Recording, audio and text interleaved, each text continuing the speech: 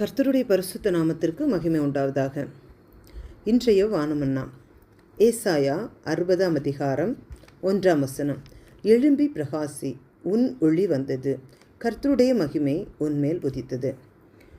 இதில் கர்த்தர் நம்மோட என்ன சொல்கிறாங்கன்னா, எழும்பி பிரகாசி.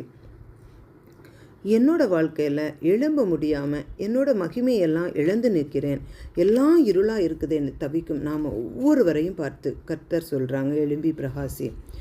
இருளில் இருந்தது போதும், எழும்பி பிரகாசி, உன் ஒளி வந்தது, என்னுடைய ஒளியை உன் மேலே உதிக்க பண்ணுவேன் அப்படின்னு சொல்லி கர்த்தர் சொல்கிறாங்க.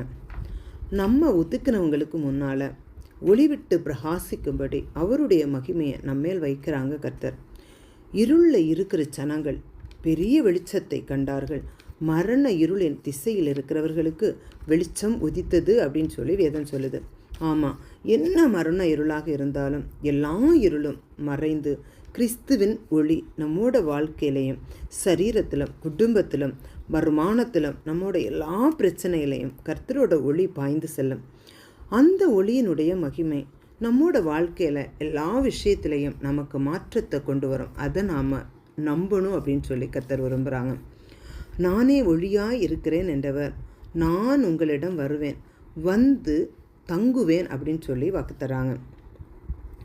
என்னை பின்பற்றுகிறவன் இருளிலே நடவாமல் ஜீவ ஒளியை அடைந்திருப்பான். அந்த ஜீவ ஒளி நம்மோட ஆத்துமாக்குள் பாய்ந்து ஜீவனை தரும். நாம் வீழ்ந்துருவோமோன்னு பெருமை பாராட்டுகிற சத்துருக்களுக்கு முன்பாக கர்த்தர் நம்ம நிச்சயமாக எழுந்திருக்க பண்ணுவார். நீதியின் சூரியன் உதிக்கும், அவருடைய செட்டைகளின் கீழ் ஆரோக்கியம் இருக்கும். அவர் நம்மேல உதிக்கும் போது, அவருடைய மகிமை நம்மேல் வெளிப்படும் போது நம்மோட வாழ்க்கையிலையும் சரீரத்திலையும் ஆரோக்கியம் உண்டாகும். எந்தெந்த இடங்களில் பலவீனமாயிருக்கிறோமோ அந்த இடத்தையெல்லாம் கர்த்தர் நிச்சயமாய் பரிபூர்ண விடுதலையை தந்து நம்மை மகிமையாய் வழி நடத்துவார்.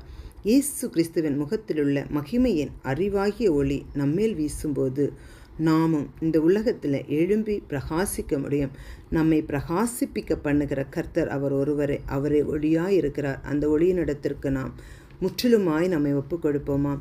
அன்பின் பரலோக பிதாவே, அப்பாண்டுரை, இதோ கர்த்தாவே, எங்களுடைய சூழ்நிலைகள் எங்களை அப்பாண்டுரை இருளான வாழ்க்கைக்குள்ளாக அழைத்து சென்றாலும் என் தேவன் நீர் ஒளியாய் இருக்கிறேன், எங்களை எழும்பி பிரகாசிக்க பண்ணுகிற கர்த்தராக இருக்கிற அப்பாண்டுரை, எல்லா விஷயத்திலும் நீரே எங்களை எழும்ப பண்ணும்படியாக ஜெபிக்கிறேன். உம்முடைய கிருபையும் அப்பாண்டூர் உம்முடைய மகிமையும் எங்கள் மேல் அதிகமாய் ஊற்றப்படட்டும். நீர் எழும்ப பண்ணுகிற தேவன். அப்போ எந்தெந்த விஷயங்களிலெல்லாம் எழும்ப முடியாமல் தவித்து நிற்கிறோமோ அந்த இடங்களிலெல்லாம் கர்த்தர் அற்புதத்தையும் அதிசயங்களையும் வாய்க்க பண்ணி உம்முடைய ஒளியை எங்களுக்குள் வைத்து கர்த்தரங்களை மகிமையாய் எழும்ப பண்ணுகிறதற்காய் ஸ்தோத்திரம். முழுமையுமாய் உம்முடைய கரத்தில் எங்களை ஒவ்வொருவரையும் தாழ்த்துகிறேன். இயேசுவின் நாமத்தில் ஜெபங்களும் நல்ல பிதாவே, ஆமென்.